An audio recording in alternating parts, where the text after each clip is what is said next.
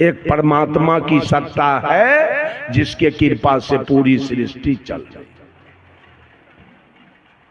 उसी परमात्मा के कृपा से खेती बाड़ी, बिजनेस, व्यापार, नौकरी चाकरी, माल मवेशी, बेटा बेटी, पढ़ाई लिखाई, रात दिन, अतिवृष्टि अनावृष्टि, ऋतु परिवर्तन, मन धरती तल पर जितने भी कार्य हो रहे हैं वही परोक्ष ईश्वर की कृपा से। और वो ईश्वर कैसा है? जिस ईश्वर के कृपा से सारे कार्य हो रहे हैं वो ईश्वर कैसा है? वो ईश्वर सर्वत्र है, एक तिल खाली नहीं है ईश्वर से, हर जगह है। मैंने उस आदमी से पूछा इसका मतलब ईश्वर वेश्यालय में भी है, ईश्वर चोरी में भी है, ईश्वर डकैती में भी है, ईश्वर दारू के भट्टी में भी है, ईश्वर गाय कटती है वहां भी है, ईश्वर जहां बकरी कटती है वहां भी है, जहां बलात्कार होता है वहां, जब तिल भर जगह खाली नहीं है इसका मतलब सारा कुकर्म ईश्वर करवा रहा है। ईश्वर सर्वत्र है और ईश्वर सर्वज्ञ है, वो सब कुछ जानता है। इसका मतलब राम जान के अपने पत्नी का हरण कराया, वो तो सर्वज्ञ है, सब कुछ जानता है। ईश्वर सर्वेश्वर है, ईश्वर सर्वव्यापक है। तुलसीदास जी ने लिख दिया ईश्वर सर्वव्यापक है। व्यापक माने क्या होता है? जो पूर्ण रूप से भरा हुआ हो, जो आकंठ भरा हुआ हो। जैसे घड़ा में पानी पूरा भर दीजिए उसको कहिए व्यापक।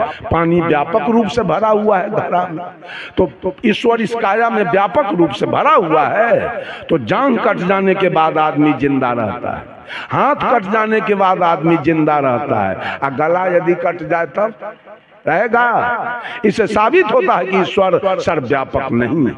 ड्राइवर, बस चलाने वाला ड्राइवर, रेल चलाने वाला ड्राइवर, पूरा गाड़ी में वही व्यापक रूप से भरा रहता है कि ड्राइवर किसी एक सीट पर बैठ के बस को हाँकता है, पूरे बस में यात्री बैठा रहता है। उसी प्रकार से परमात्मा की सत्ता काया के किसी एक बिंदु पर बैठ करके ई काया को चला रहा है। वो व्यापक नहीं है, परमात्मा सर्वत्र नहीं है, परमात्मा सर्वज्ञ नहीं है, परमात्मा सर्वेश्वर नहीं है, परमात्मा सर्वव्यापक नहीं है, परमात्मा सर्वगुण संपन्न नहीं है, परमात्मा सर्वशक्तिमान नहीं है,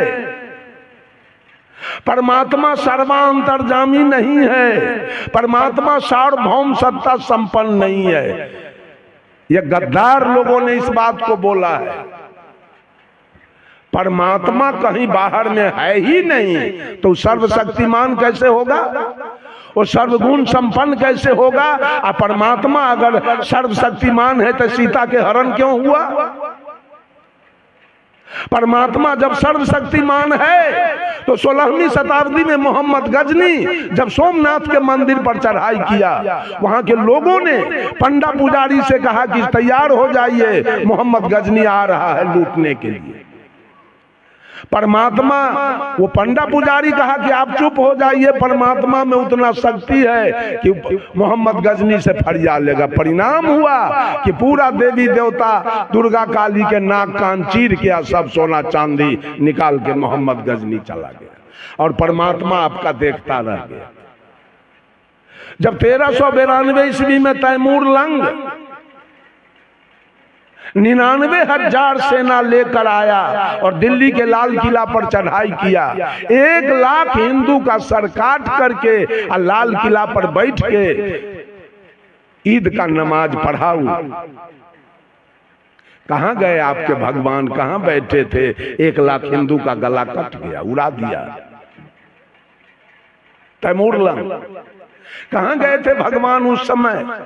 ये सारे लोग अनुमान के लड्डू खाने वाले हैं, होने के बाद भी कर्मकांड में लगा हुआ है। ये भी ब्राह्मण को बुला के लाते हैं।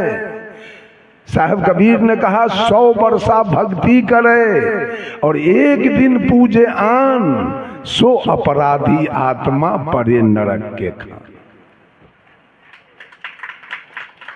औरत सब दिन पति के साथ हो और एक दिन के लिए अगर यार के संपर्क में गई तो पतिव्रता रहा कि गया? चला गया ना। ये जितना मैंने नाम गिनाया, दुर्गा पूजा, काली पूजा, सरस्वती पूजा, विश्वकर्मा पूजा, सत्यनारायण पूजा, जितना सोखा के पूजा, कारी के पूजा, गणिनाथ के पूजा, फेकू दयाराम के पूजा, अमर सिंह के पूजा, जितना पूजा बताया, ये सारा कर्मकांड बाभन के ब्रेन से निकला है।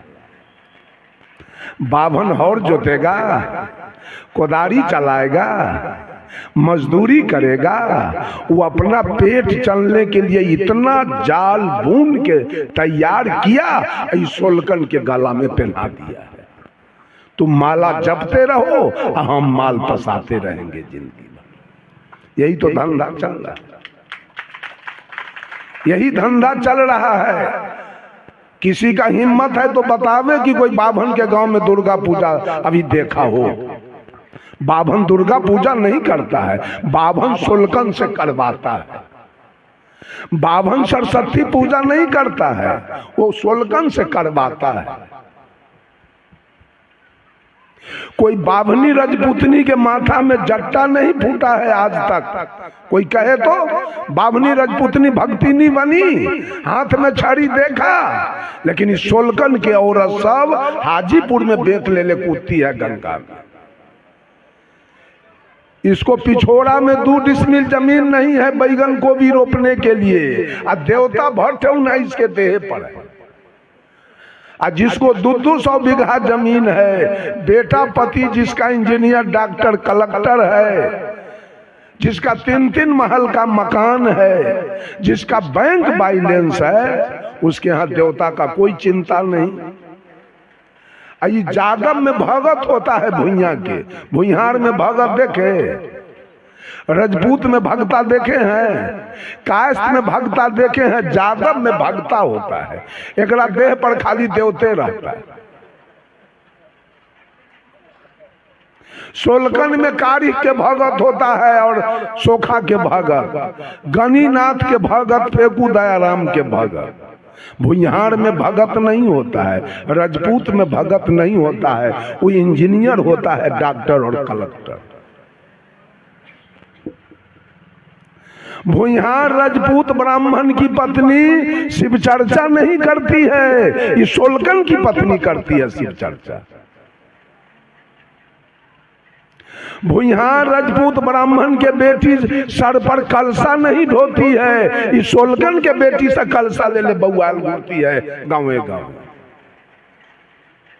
हरिंद्रानंद कौन था? हम बराबर मधेपुरा रहते हैं, मधेपुरा में मैंने मठ भी बना लिया है, वहीं रहूंगा।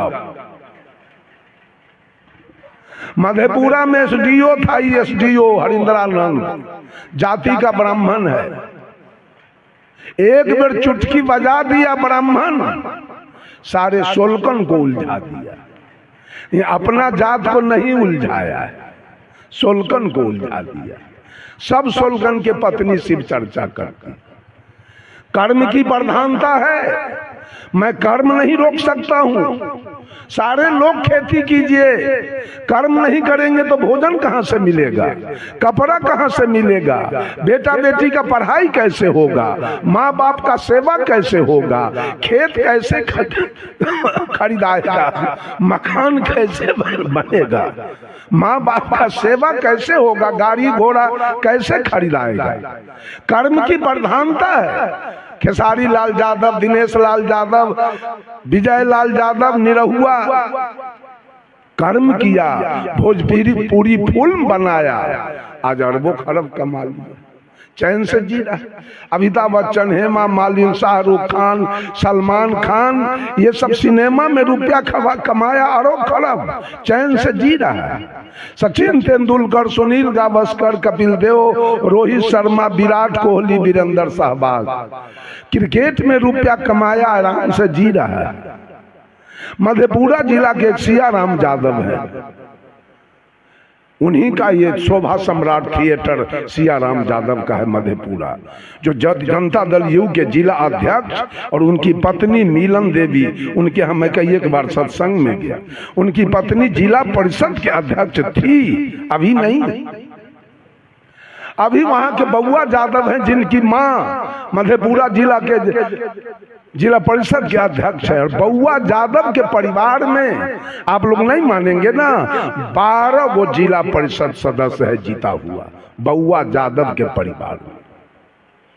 12 जिला परिषद सदस्य हैं, जिता लिया उन्होंने।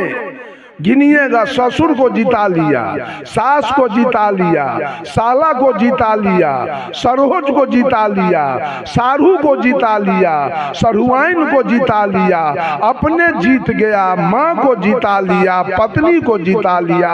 अरे कुमारखंड ब्लॉक में एक यादव है परमानंद यादव, अभी 1200 बीघा जमीन उनके पास है, उसको जाके हरा दिया ये बउआ यादव।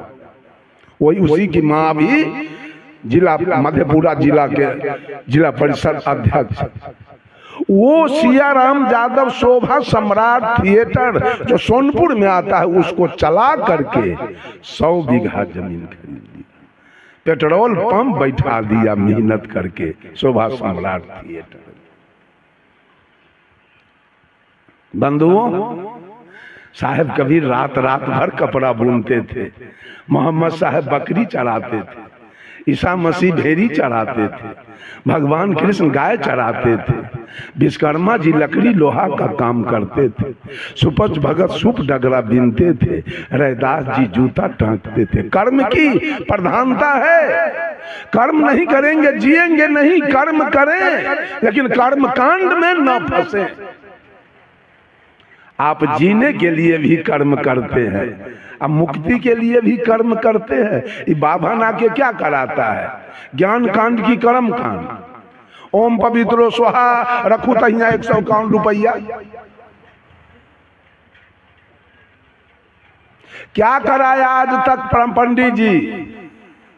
ज्ञान कांड करा दिया, ज्ञान की बात बताया। किसी को कहा आज तक कि बेटा बेटी को पढ़ाना चाहिए? किसी औरत को कहा कि सास ससुर के सेवा करना चाहिए? किसी औरत से कहा कि पति की आज्ञा का पालन करना चाहिए? किसी से कहा मांस मछली नहीं खाना चाहिए? किसी से कहा खैनी बीड़ी नहीं खाना चाहिए? कहा आज तक? ज्ञान की चर्चा उसने कभी नहीं किया। वो कर्म की बात बताएगा, अपने स्वार्थ की। बैनाथ धाम जाना चाहिए, क्यों? बैनाथ धाम में उसी का गोतिया देहात बैठा हुआ है माल लेने के लिए। वो कहेगा गया जाना चाहिए, वहां भी उसी का गोतिया देहात बैठा हुआ है माल लेने के लिए।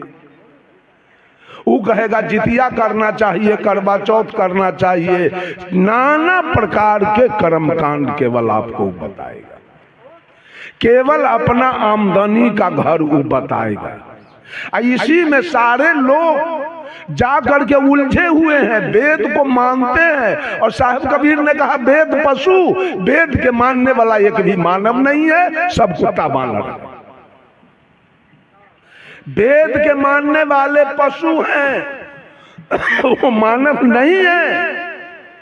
बोलिए सब आदमी, एक आदमी बोलिए वेद किसने लिखा? वेद कौन लिखा है? वेद का बात हम क्यों मान लें? वेद की बात को हम क्यों माने?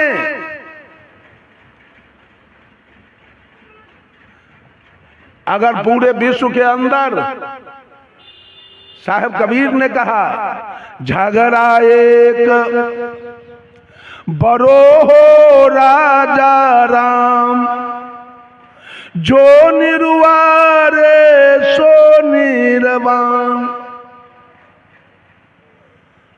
ब्रह्म बरागी जहां मां से आया, वेद बरागी जिन उपजाया, ई मन बरा कि जही मन माना,